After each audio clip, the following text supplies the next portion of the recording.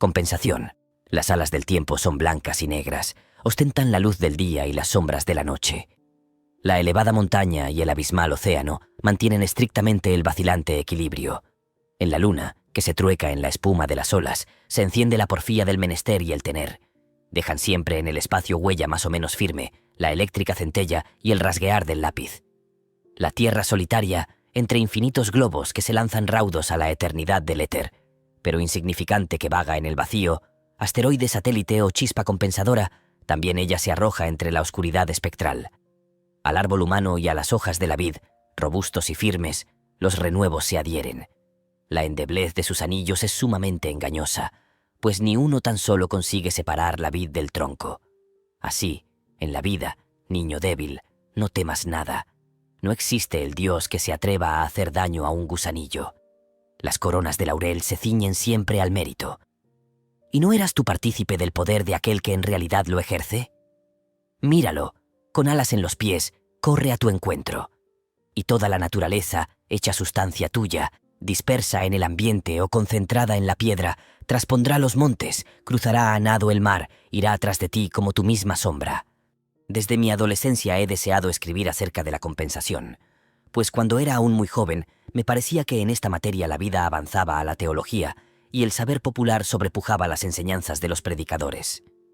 Los documentos de donde podía sacarse esa doctrina atraían mi imaginación con su variedad infinita y se imponían siempre a mi ánimo, hasta en sueños, porque son la herramienta que manejamos, el pan que comemos, las transacciones que se realizan en la plaza pública, la tierra tomada en arriendo, la casa que habitamos, los saludos, las relaciones, las deudas y el crédito, es decir, se componen del carácter, de la naturaleza y de las cualidades de cada hombre.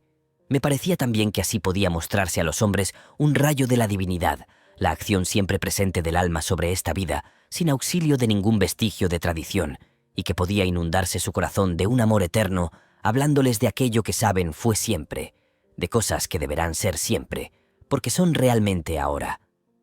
Consideraba, además, que si lograba expresar esa doctrina en términos que tuviesen cierta semejanza con las luminosas intuiciones que suelen revelarnos la verdad de que se trata, podría convertirla en la estrella que nos impediría extraviarnos en las horas sombrías, en los senderos tortuosos de nuestro camino. Me confirmó, por último, en mi deseo un sermón que oí en la iglesia. El predicador, hombre estimado por su ortodoxia, desarrollaba de la manera acostumbrada la doctrina del juicio final.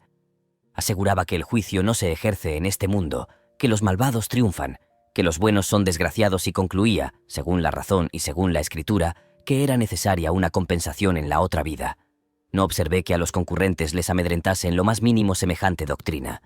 Al concluir el acto noté que se separaron sin hacer comentario alguno sobre el sermón. Y, sin embargo, ¿qué significaba aquella enseñanza? ¿Qué quería decir el predicador al asegurar que los buenos son desgraciados en esta vida? Quería significar que las casas, las tierras, el vino, los caballos, los trajes, el lujo, pertenecen a hombres sin principios, mientras los santos son pobres y despreciados, y que en la otra vida habrá para estos últimos una compensación, que entonces gozarán de iguales satisfacciones teniendo billetes de banco y doblones, caza y champagne. Esta debe ser la compensación prometida, porque si no, ¿cuál otra? ¿Es que se les permitirá rogar y alabar al Señor, amar y servir a los hombres? Eso pueden hacerlo ya ahora. La lógica deducción que un discípulo podría sacar de esa doctrina es la siguiente: gozaremos los mismos buenos ratos que actualmente tienen los pecadores. O, extremando el razonamiento, vosotros pecáis ahora, más tarde pecaremos nosotros. Pecaríamos en estos momentos si pudiésemos, pero, como la suerte no nos acompaña, aguardamos a mañana para desquitarnos. Estriba el sofisma en la inmensa concesión de que medran los malvados y de que la justicia no se cumple en esta vida. La ceguera del predicador consistía en que adoptaba, para definir la felicidad, la vulgar apreciación que corre en boca de todo el mundo, en vez de mostrar a la gente la verdad y de convencerla de ella, anunciando la presencia del alma, la omnipotencia de la voluntad, y estableciendo, así, la base del conocimiento del bien y del mal, de lo cierto y de lo falso. Hallo en las obras populares religiosas del día el mismo vulgar criterio que en las ideas vertidas por muchos literatos cuando incidentalmente tratan este mismo asunto. Creo que nuestra teología popular ha ganado en decorum, mas no en principios, con referencia a las supersticiones, que ha reemplazado. Pero los hombres valen más que semejante teología. Su vida cotidiana le da un mentís. Toda alma cándida y anhelante se anticipa a la doctrina en el curso de su vida, y todos sentimos, a menudo, muchas falsedades que no podemos demostrar. Los hombres son más sabios de lo que ellos mismos creen ser. Lo que oyen decir en la universidad o en la cátedra, sin que se les ocurra examinarlo, dicho en la conversación, lo discutirían, cuando menos en su interior. Si en una sociedad compuesta de elementos algo heterogéneos, alguien dogmatiza acerca de la providencia o de sus leyes, el silencio con que se le contesta prueba bien claramente al observador el disentimiento del auditorio, a la vez que su incapacidad para explanar aquellas ideas. En este capítulo y en el siguiente, me propongo reunir algunos hechos que indiquen la senda de la ley de la compensación, y me daré por feliz si consigo trazar un pequeño arco de este círculo. Encontramos la polaridad o la acción y la reacción en todas las partículas de la naturaleza, en la oscuridad y en la luz, en el frío y en el calor, en el flujo y el reflujo de las aguas, en el macho y en la hembra, en la inspiración y expiración de las plantas y de los animales, en la ecuación de la cantidad y de la cualidad de los fluidos del cuerpo animal, en la sístole y diástole del corazón, en las ondulaciones de los fluidos y del sonido, en las fuerzas centrípeta y centrífuga, en la electricidad, el galvanismo y la afinidad química. Si magnetizáis positivamente el extremo de una aguja, el otro extremo quedará magnetizado negativamente. Si el sud atrae, el norte rechaza. Para vaciar aquí es preciso amontonar allá. Un inevitable dualismo divide la naturaleza en dos partes iguales, de suerte que cada cosa no es sino una mitad e implica otra cosa que la integre, como se advierte en el espíritu y la materia, el hombre y la mujer, lo par y lo impar, lo subjetivo y lo objetivo, lo interno y lo externo, lo superior y lo inferior, el movimiento y el reposo, la afirmación y la negación. A propio tiempo que el mundo es una dualidad, lo son también cada una de sus partes. El sistema entero está representado en cada partícula. Hay algo semejante al flujo y reflujo del mar, al día y a la noche, al hombre y a la mujer, en una ramilla de pino, en un grano de trigo, en cada individuo de cualquier especie sensible. La reacción, tan grande en los elementos, se repite en esos estrechos límites. Por ejemplo, los fisiólogos han observado que no existen en el reino animal criaturas favorecidas, sino que una cierta compensación equilibra siempre las cualidades y los defectos. Un exceso en un lado lo compensa una pérdida en otro. Si la cabeza o el cuello se alargan, el tronco y las extremidades se acortan. La teoría de las fuerzas mecánicas es otro ejemplo de esto. Lo que se gana en fuerza se pierde en tiempo y al contrario. Los errores periódicos y compensantes de los planetas son, además, otro ejemplo. La influencia del suelo y del clima en la historia política nos ofrece otro. El clima frío fortifica. El suelo árido no engendra fiebres, cocodrilos, tigres ni escorpiones. El mismo dualismo existe en la naturaleza y en la condición del hombre. Cada excedente causa un defecto, cada defecto un exceso. Toda dulzura tiene su amargor, todo mal, su bien. A cada facultad que nos causa placer va unida una pena inherente al abuso que de él se hace. Su moderación responde de su existencia. Por cada grano de ingenio hay uno de locura. Por todo lo que se pierde se encuentra alguna otra cosa, y por todo lo que se gana, algo asimismo se pierde. Si las riquezas aumentan, el número de los que las usan crece también. Si alguno acopia demasiado, la naturaleza recupera lo que el hombre ha encerrado en su cofre. La fortuna crece como la espuma, pero mata a su propietario. La naturaleza aborrece los monopolios y las excepciones. Las olas del mar no buscan más su nivel en medio de su mayor agitación que las varias condiciones humanas tienden a igualarse. Hay siempre una circunstancia niveladora que torna a la realidad al orgulloso, al afortunado, al soberbio, al rico, y lo pone al mismo pie de igualdad que los demás. Hay un hombre demasiado hosco y adusto para alternar en sociedad, un mal ciudadano por su temperamento y posición, un zafio con ribetes de misántropo. La naturaleza le envía un enjambre de niños y niñas que enseña a andar la maestra de párvulos del lugar, y por amor hacia ellos y temeroso de desagradarles, su expresión brusca y ceñuda se cambia en cortesía. Así la naturaleza sabe ablandar el granito y el feldespato, echa fuera al berraco y lo sustituye con el cordero y mantiene la balanza en el fiel. Se imagina el labriego que el poder y la dignidad son cosas bellas y envidiables. Pero el presidente, no obstante, paga cara su Casa Blanca.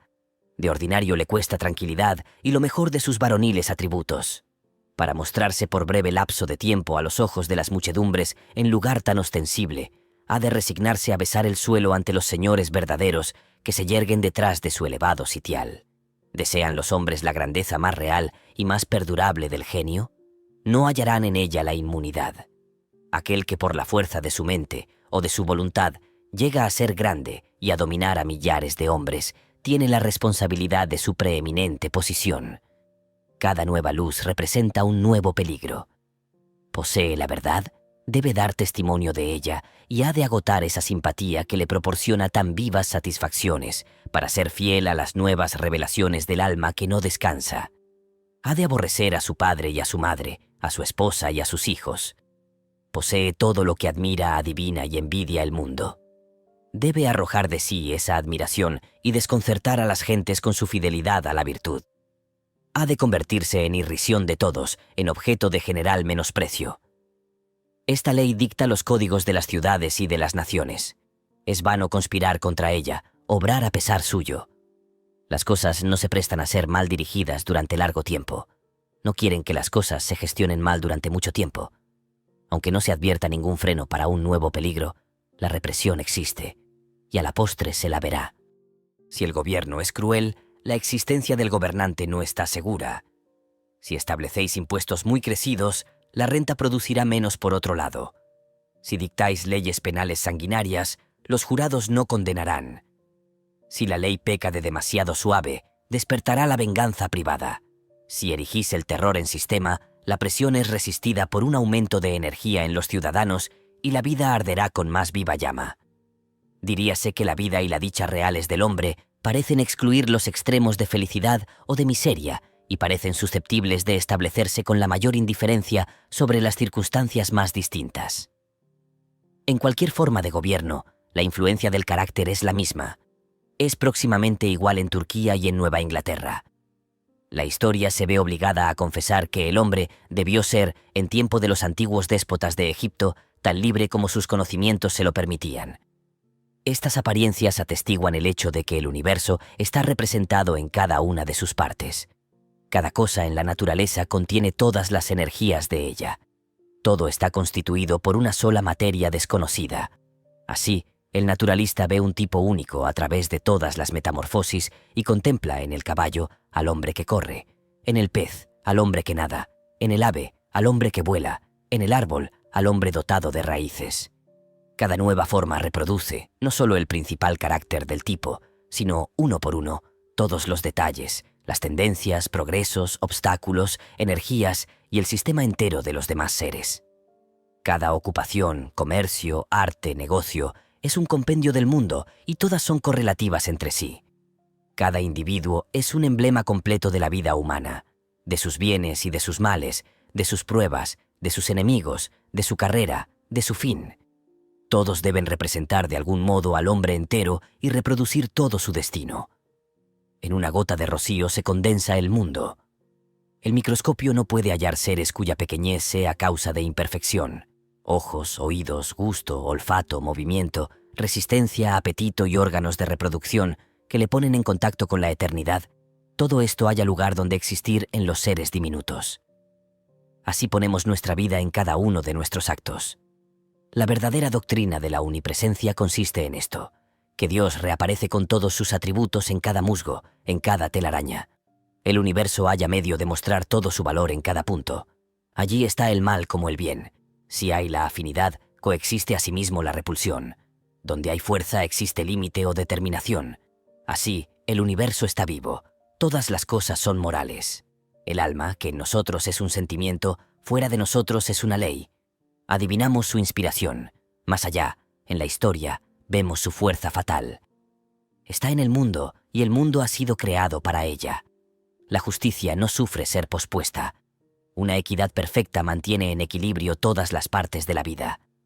Los dados de Dios están siempre cargados.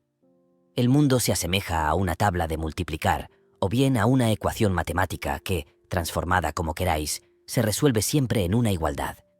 Tomad cualquier cifra, su valor exacto, ni más ni menos, se repetirá constantemente. Todo secreto se divulga, todo crimen se castiga, toda virtud recibe su recompensa, Todo mal queda reparado en silencio, pero indefectiblemente. Lo que denominamos retribución no es sino la necesidad universal que fuerza al todo a comparecer allí donde se muestra una parte.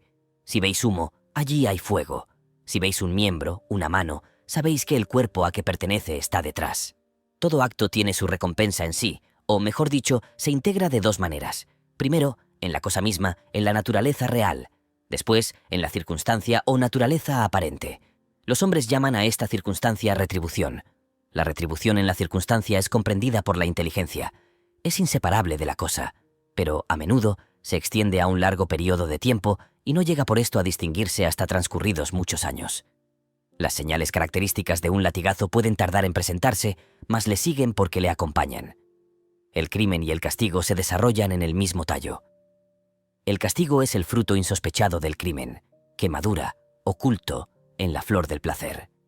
No se puede separar la causa del efecto, los medios del fin, la semilla del fruto. Porque el efecto germina en la causa, el fin preexiste en los medios, el fruto está contenido en la semilla. Mientras que el mundo se afianza en su integridad y se niega a ser dividido, nosotros procuramos obrar parcialmente, cortar, acomodar. Así, por ejemplo, para dar gusto a los sentidos, separamos el placer de los sentidos de las necesidades del carácter. El hombre ha aplicado siempre su ingenio a resolver este problema: cómo aislar la dulzura, la fuerza, la belleza de lo sensible, de la dulzura, la fuerza y la belleza de lo moral.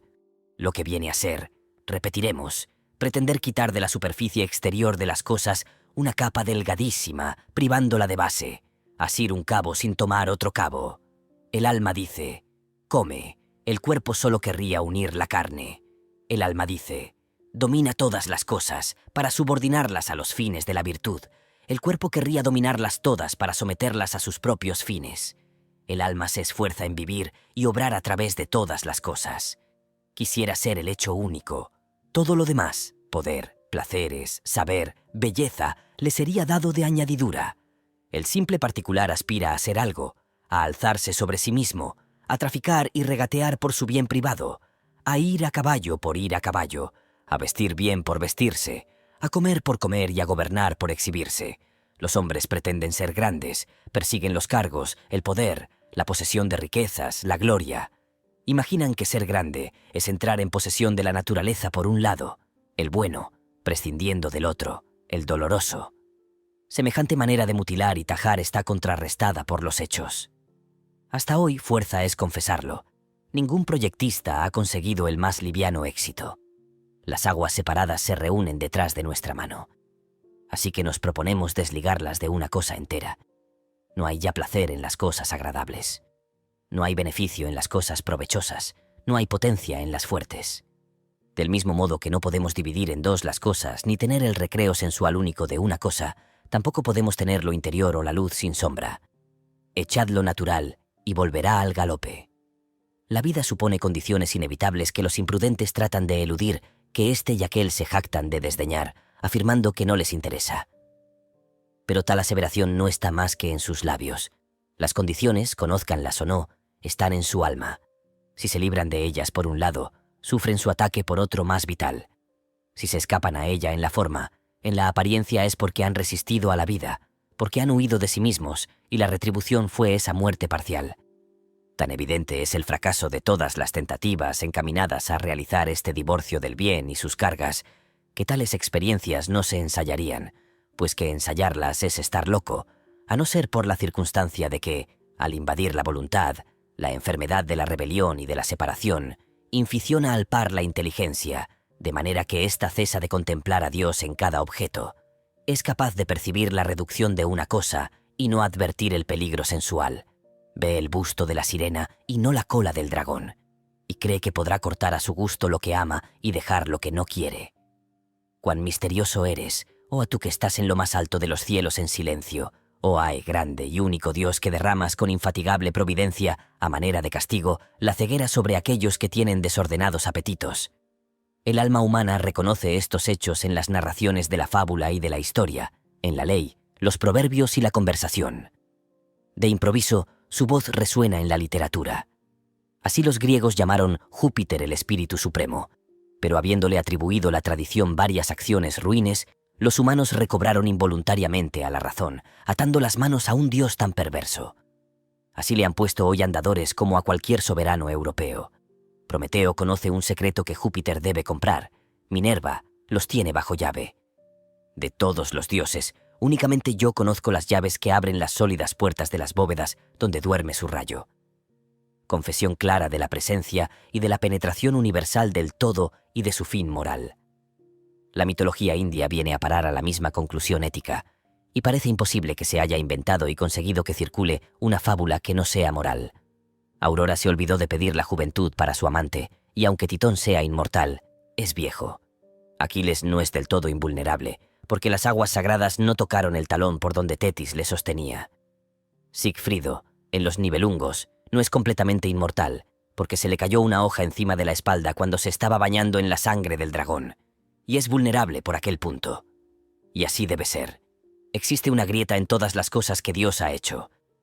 Diríase que esta vindicativa circunstancia, deslizándose de repente sin que nos percatemos de ello, hasta en la poesía salvaje, donde la fantasía humana ha intentado libertarse de las antiguas leyes y sacudir su yugo, es el reverso. Es el contragolpe del fusil que viene a atestiguar la fatalidad de la ley, evidenciando que en la naturaleza nada se dona, sino que todo se vende.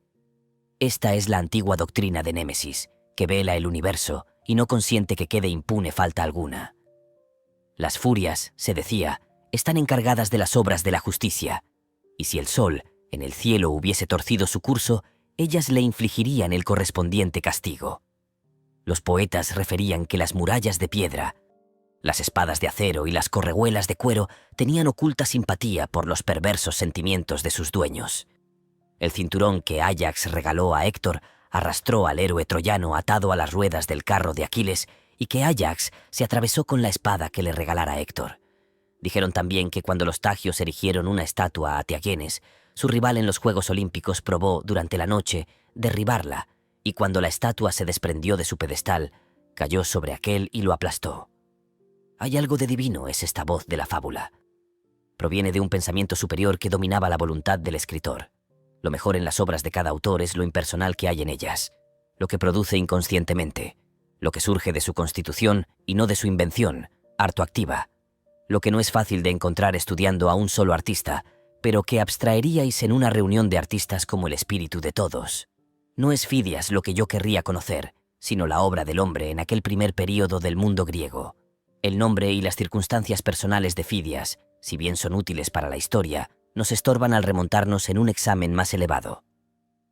Debemos tratar de comprender a qué tendía el hombre de determinada época y lo que le impidió llevar a cabo por causa de Fidias, o si queréis, cómo hubo de modificarlo, bajo la influencia y por la intervención de Fidias, Dante o Shakespeare, órganos del pensamiento de sus respectivas épocas. Aún es más sorprendente la expresión de este hecho en los proverbios de todas las naciones, que son siempre la literatura de la razón o el enunciado de una verdad absoluta, sin calificación.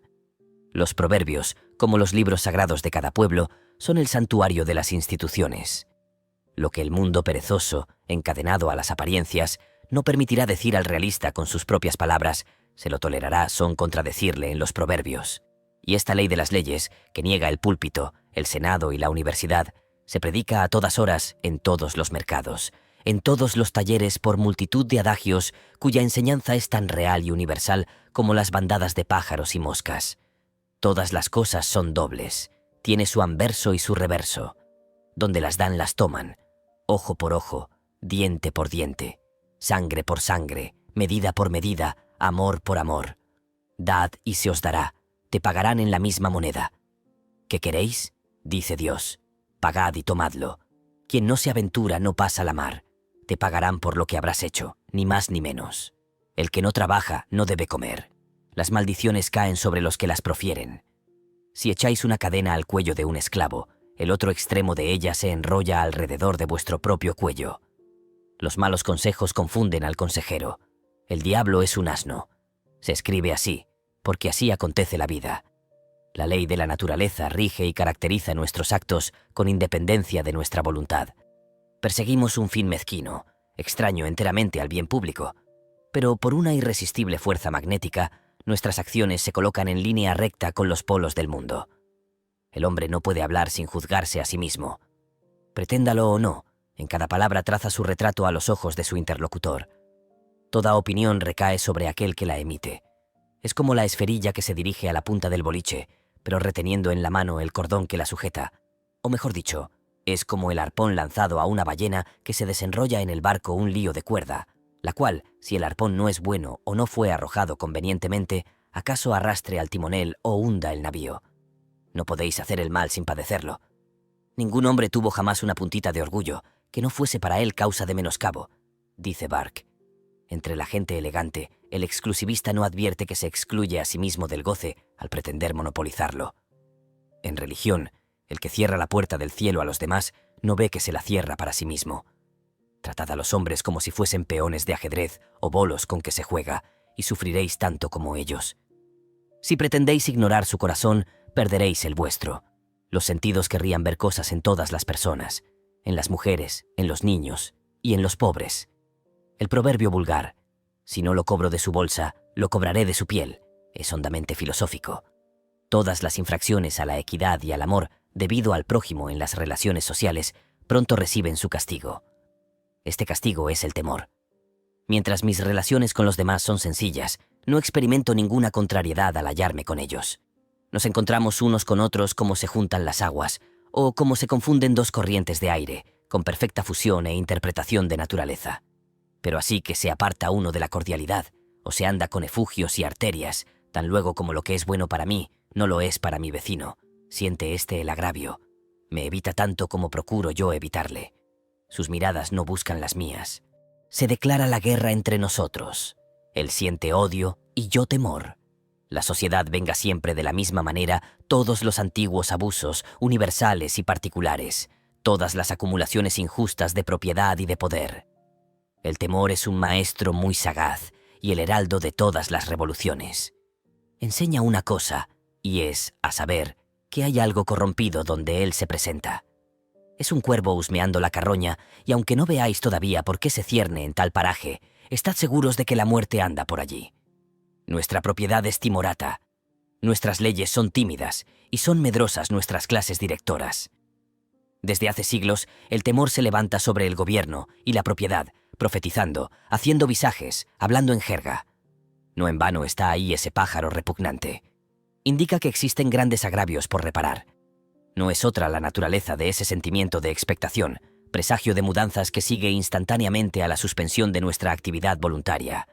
El terror del cielo, sin nubes, la esmeralda de Polícrates, el temor de la dicha, el instinto que lleva a toda alma generosa a imponerse prácticas de noble ascetismo y de virtud humanitaria. Todo esto son las oscilaciones de la balanza de la justicia en el corazón y el espíritu de los hombres. Las personas experimentadas saben perfectamente que lo mejor es pagar al contado y que a veces cuesta muy cara una pequeña economía. El que toma prestado contrae deudas. ¿Se gana algo en recibir 100 favores y no hacer ninguno? ¿Qué se gana con pedir prestado, por astucia o pereza, los bienes o los caballos al vecino? En el mismo instante surge ante nuestra mente la conciencia de la merced que se nos concede, por una parte, y de una deuda, por la otra, es decir, de superioridad y de inferioridad. La transacción permanece en la memoria de ambos hombres, y cada nueva operación modifica conforme a su naturaleza las relaciones del uno para con el otro. Pronto se advierte que hubiera valido más romperse la crisma que ir en el coche del vecino, y que el más elevado precio que pueda darse por una cosa es haber pretendido tenerla de balde. El hombre discreto aplicará esta lección a todas las circunstancias de la vida. Comprenderá que es obra de prudencia el no volver la cara a ninguno de sus acreedores, debiendo por el contrario satisfacer toda demanda justa dirigida a su tiempo, a sus talentos, a su corazón. Pagad siempre. Tarde o temprano será preciso pagar la deuda entera. Personas y acontecimientos pueden colocarse durante cierto tiempo entre vosotros y la justicia, pero esto no es más que un aplazamiento. Os será preciso concluir por la solvencia de la deuda. Si sois juiciosos, temeréis una prosperidad que os traerá consigo más obligaciones. El beneficio es el fin de la naturaleza, pero por cada beneficio recibido se impone una obligación. Es grande todo aquel que produce el bien y lo es tanto más cuanto mayor suma de bienes realiza. Y es vil, la cosa más vil de la tierra, el que recibe mercedes y no da ninguna. En el orden de la naturaleza, nunca, o raras veces, podemos pagar con beneficios a aquellos de quien los hemos recibido. pero es indispensable restituir beneficio por beneficio, pulgada por pulgada, peso por peso, centavo por centavo, lo que hemos recibido. Desconfiad del excedente de bien que os quede largo tiempo entre manos. Pronto se corromperá, criará gusanos. Libraos de él de cualquier modo cuanto antes. El trabajo está regido por las mismas leyes implacables. El trabajo más barato, dicen los prudentes, es el más caro. Lo que compramos en una escoba, una estera, un carretón, un cuchillo, es una aplicación del sentido práctico a una necesidad común. Vale más pagar este sentido práctico si se trata de vuestro jardín a un hábil jardinero, si de navegar a un buen marinero, si de la casa a cualquiera que sepa cocinar, coser, servir, si de vuestros negocios a un hombre que sepa contar. De esta manera multiplicáis vuestra presencia y atendéis a cuanto os pertenece. Pero a causa de esa doble constitución de las cosas, no son posibles las trampas en el trabajo, como lo son en la vida. El ladrón se roba a sí mismo. El petardista se estafa a sí propio.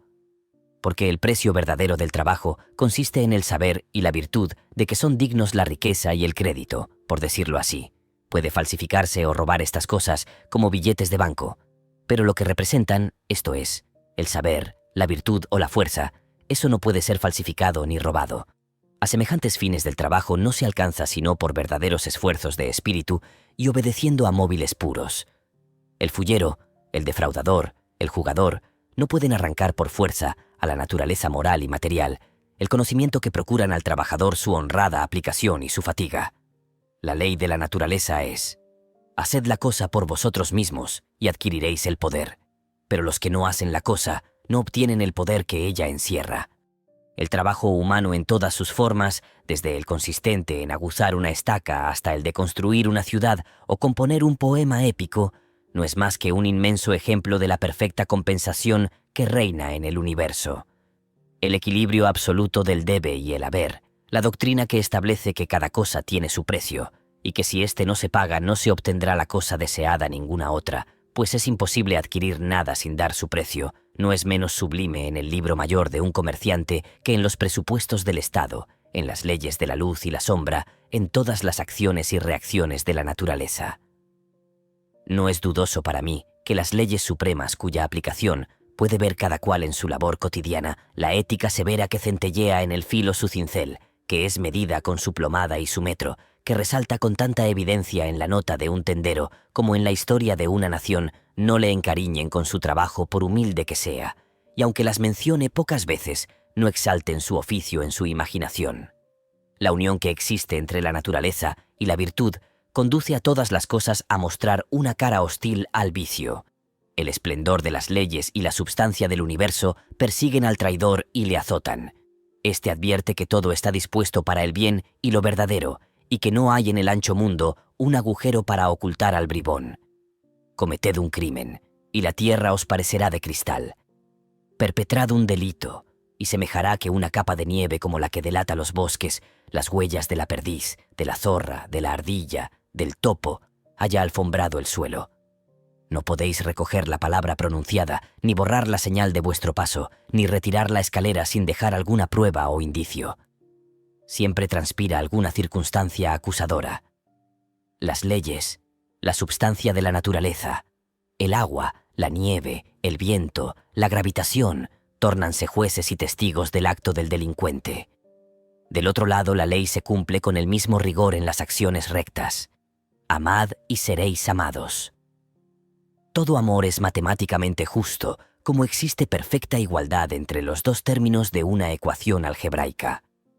El hombre bueno posee el bien absoluto, que, como es fuego, lo trueca todo en su propia naturaleza, de manera que no se le puede irrogar ningún perjuicio, sino que, como los ejércitos reales enviados contra Napoleón tiraban sus enseñas para seguirle y de enemigos pasaban a ser amigos, así los desastres de toda índole, las enfermedades, las ofensas, la pobreza, se convierten en bienhechores suyos.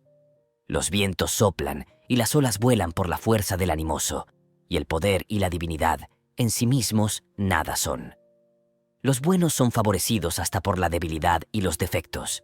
Así como a nadie dejó de serle perjudicial, uno u otro día, cualquier motivo que tuvo para enorgullecerse, a nadie tampoco dejó alguna vez de serle útil un defecto. El siervo de la fábula admiraba sus astas y se quejaba de sus pies, Pero cuando se acercó el cazador, éstos le salvaron, y después, amarrado en la espesura, aquellas le perdieron. Todo hombre, en el curso de su vida, debe estar agradecido a sus defectos. Por la misma razón que ningún hombre comprende realmente una verdad mientras no ha luchado contra ella, así nadie tiene cabal conocimiento de las cualidades o los defectos humanos, si no ha sufrido por causa de estos y si no vio el triunfo de aquellas sobre la propia incapacidad. ¿Tiene un temperamento que le haga impropio para el comercio con la sociedad?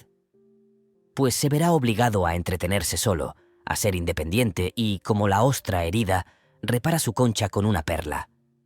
Nuestra energía sale de nuestra debilidad. La indignación, armada de fuerzas secretas, no se despierta en tanto no nos pinchan, irritan y acometen violentamente. Un grande hombre no tiene, a veces, inconveniente en mostrarse pequeño. Cuando el éxito le cobija en sus brazos, se duerme en ellos. Cuando le empujan, atormentan, derrotan, entonces tiene la probabilidad de aprender algo. Echa mano de su ingenio, de su valor.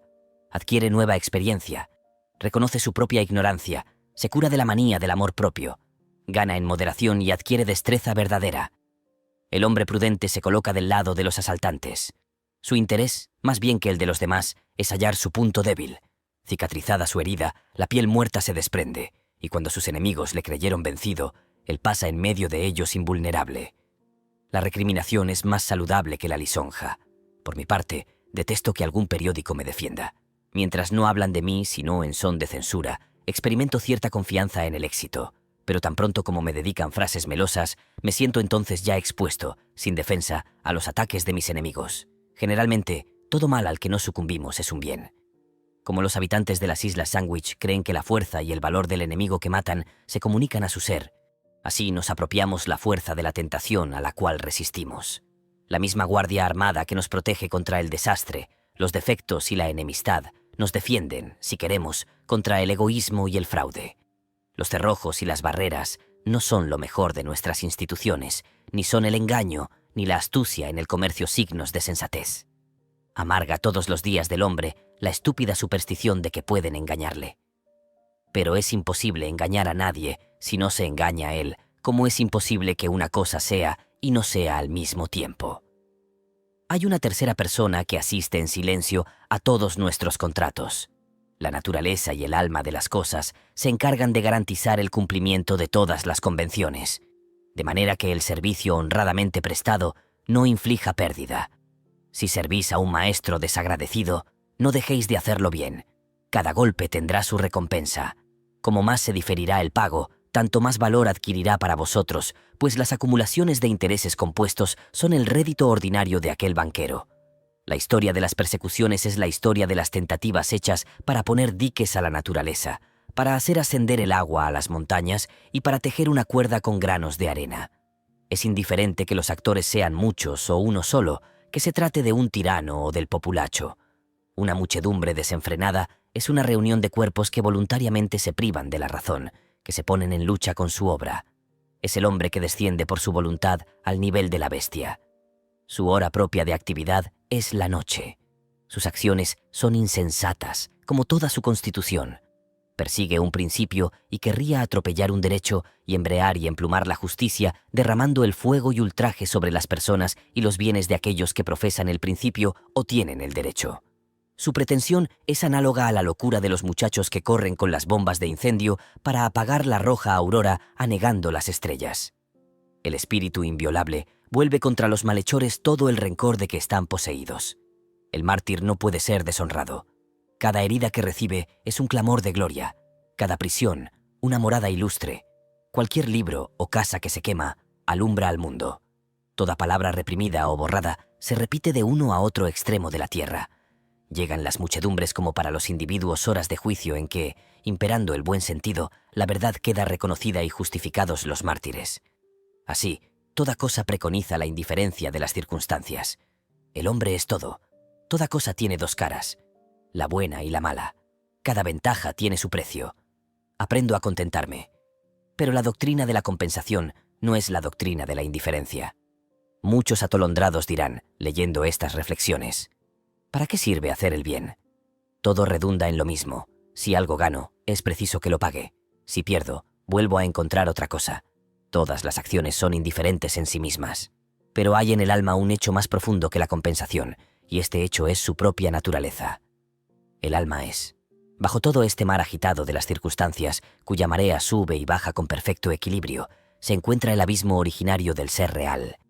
La esencia o Dios no es una relación o una parte, sino el todo. El ser es la vasta afirmación que excluye la negación, que halla su equilibrio en sí mismo y absorbe en sí todas las relaciones, partes y tiempos.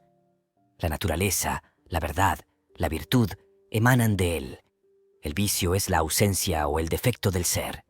La nada, lo falso, puede representar la gran sombra, la noche, sobre cuyo fondo el universo vivo se dibuja, pero solo puede engendrar, no puede obrar, porque no es. No puede producir ningún bien, ni daño alguno. Es un mal, en el sentido de que vale más ser que no ser. Nos enfada ver la mala acción impune, porque contemplamos al criminal encenagarse más y más en el vicio y contumacia, sin llegar a una crisis o a un juicio en parte alguna de la naturaleza visible. No es confutada entre rayos y truenos su locura ante los hombres y los ángeles reunidos. ¿Ha conculcado por esto la ley? No. En la misma proporción que lleve la malicia y la mentira consigo, muere para la naturaleza. Un día se presentará clara a su entendimiento una demostración del perjuicio que se causó a sí mismo, y aunque no lo veamos, esa implacable deducción de vida, esa muerte parcial, restablece la balanza de la eterna cuenta. Por otra parte, tampoco puede decirse que el provecho de la rectitud deba equilibrarse por una pérdida. No hay pena para la virtud, no la hay para la sabiduría. Una y otra son, hablando con propiedad, adiciones del ser. Por una acción virtuosa afirmo mi existencia. Soy, añado a la creación. Edifico en desiertos conquistados a la nada y al caos, mientras las sombras retroceden a mi vista en los confines del horizonte. No puede haber exceso en el amor. No lo hay en el conocimiento ni en la belleza, cuando estos atributos se consideran en su más puro sentido. El alma se niega a que se la limite y afirma siempre el optimismo por encima de todos los pesimismos. Su vida es progreso y no estacionamiento. Su instinto es la confianza. Al aplicar al hombre las palabras más y menos, expresamos instintivamente la presencia del alma y no su ausencia. El animoso es más hombre que el tímido. El sincero, el caritativo, el juicioso son más hombres y no menos que el insensato y el malvado. La virtud no tiene precio, porque es la emanación de Dios mismo o de la existencia absoluta, donde no hay nada relativo. Los bienes materiales tienen su tasa, y si la casualidad me los depara sin que los haya merecido, si no son el fruto de mi sudor, no echan raíces en mí, y el primer viento que sopla los arrastra. Pero todos los bienes contenidos en la naturaleza son bienes del alma, y ésta puede obtenerlos pagándolos con la moneda de la naturaleza de buena ley, es decir, trabajando en una ocupación que permitan el corazón y la cabeza. No deseo ya dar con un bien que no haya merecido, por ejemplo, encontrar una onza de oro enterrada, pues sé que traerá consigo nuevas cargas. No quiero una superabundancia de bienes externos, propiedades, colores, poder, representación. El provecho es aparente, el gravamen, cierto, pero el convencimiento de que existe la compensación y de que no es cosa apetecible exhumar un tesoro está exento de tributos. Todo esto me regocija y me proporciona una paz tan serena que, con ella presiento algo de lo eterno. Reduzco los límites del mal posible. Aprendo la sabiduría de San Bernardo. Nada puede causarme daño sino yo mismo. Llevo conmigo el error por mi creado y nunca padezco realmente, a no ser por mis propias faltas. La compensación para la desigualdad de condiciones radica en la naturaleza del alma. La tragedia radical de la naturaleza parece consistir en la distinción de lo más y lo menos. ¿Cómo puede lo menos no sentir pena? ¿Cómo puede no experimentar indignación o malquerencia contra lo más? Mirando a aquellos que están peor dotados, se siente uno molesto y no sabe cómo proceder. Se evita mirarles, temen reprocharle a Dios por su propia desvalía. ¿Qué podrían hacer ellos? Esto parece una tremenda injusticia, pero contemplad más de cerca los hechos y se desvanecen esas enormes desigualdades. El amor las reduce a la nada, como el sol funde los témpanos en el mar. No siendo más que uno el corazón y el alma de todos los hombres, desaparece la amargura de lo suyo y de lo mío. Lo que es de él es mío. Yo soy mi hermano y él es yo. Si siento que mis poderosos vecinos me hacen sombra y me empequeñecen, aún puedo amar, todavía puedo continuar recibiendo, y el que ama se apropia la grandeza amada. Así descubro que mi hermano guarda lo que yo poseo y que le animan amorosas intenciones para conmigo, y que la fortuna que tanto admiraba y envidiaba me pertenece. Está en la naturaleza del alma hacer suyas todas las cosas. Jesús y Shakespeare son fragmentos del alma, y por el amor me los incorporo y me los apropio. Forman parte del dominio de mi propia conciencia. ¿No es mía su virtud? Su espíritu, si no consigo hacerlo mío, no es espíritu. No es otra tampoco la historia natural de todas las calamidades. Los cambios que con breves intervalos trastornan la prosperidad de los hombres son advertencias de la naturaleza, cuya ley es el crecimiento. Por esta necesidad intrínseca, todas las almas abandonan su sistema entero de cosas, sus amigos, su hogar, sus leyes, su fe, como el molusco se arrastra fuera de su concha, hermosa, pero restringida, porque le impide crecer y desarrollarse, y lentamente se forma otra vivienda. La frecuencia de esas revoluciones aumenta en proporción del vigor de los individuos. En un ser mejor dotado que los demás, esas revoluciones son incesantes, con lo que todas las relaciones humanas flotan muy sueltamente en torno suyo, formando como una membrana transparente y fluida, a través de la cual se ve la forma viva, y no, como en la mayor parte de los hombres, una construcción de diferentes épocas, endurecida y heterogénea, sin carácter propio definido, en la que están aprisionados. En ese caso puede haber allí expansión, y el hombre de hoy no reconocerse apenas en el de ayer, y tal debería ser la biografía externa del hombre en el curso de los tiempos. El despojo diario de las circunstancias fenecidas, semejante al despojo diario de sus ropas. Pero para nosotros, que somos de rango inferior, para nosotros que no avanzamos, sino resistimos, que no cooperamos a la expansión divina, este crecimiento se efectúa únicamente por medio de choques. No podemos separarnos de nuestros amigos. No queremos dejar que remonten el vuelo nuestros ángeles. No comprendemos que si ellos se van es solo para dar paso a los arcángeles. Somos idólatras del pasado. No creemos en las riquezas del alma, en la eternidad que le es propia y en su presencia universal. No comprendemos que hay una fuerza en el hoy que rivaliza con el maravilloso ayer y que es capaz de volverlo a crear. Nos detenemos en las ruinas de la antigua tienda, donde recibimos abrigo, alimento y fuerza, y no creemos que el espíritu pueda todavía alimentarnos, protegernos y fortificarnos nuevamente. No podemos encontrar nada tan gracioso, tan dulce, que nos inspire tanto cariño. Pero en vano nos sentamos y lloramos. La voz del Todopoderoso nos grita: ¡adelante, siempre adelante! No podemos quedarnos entre las ruinas. Si no queremos apoyarnos en lo nuevo, andaremos con los ojos vueltos, como esos monstruos que miran hacia atrás. Y sin embargo, también la compensación de las calamidades es visible para la inteligencia después de largos intervalos de tiempo. Una fiebre, una mutilación, un cruel desengaño, un revés de fortuna, la pérdida de un amigo, todo esto parece, en el primer instante, desdichas no compensadas e irreparables. Pero los años revelan el profundo poder reparador que se oculta bajo todos los hechos. La muerte del amigo entrañable, de la esposa, del hermano, de la amante, que al principio solo parece una privación, más tarde toma el aspecto de un guía, de un genio. Tales acontecimientos determinan comúnmente una revolución en nuestra vida. Cierran el período de la infancia o de la juventud que esperaba su fin. Rompen la monotonía de una ocupación habitual, destruyen un hogar, ponen término a una manera de vivir y permiten la formación de otros hábitos más favorables al desenvolvimiento del carácter. Todo esto permite o prepara la formación de nuevas relaciones, la recepción de nuevas influencias, que tendrán capital importancia para el porvenir, y la mujer o el hombre que no habría sido sino una flor de jardín, sin espacio bastante para extender sus raíces y con sus hojas expuestas a los rayos de un sol demasiado ardiente, se convierte por la caída de los muros y la negligencia del jardinero en el banano de la selva, que da frutos y sombra a toda una población humana.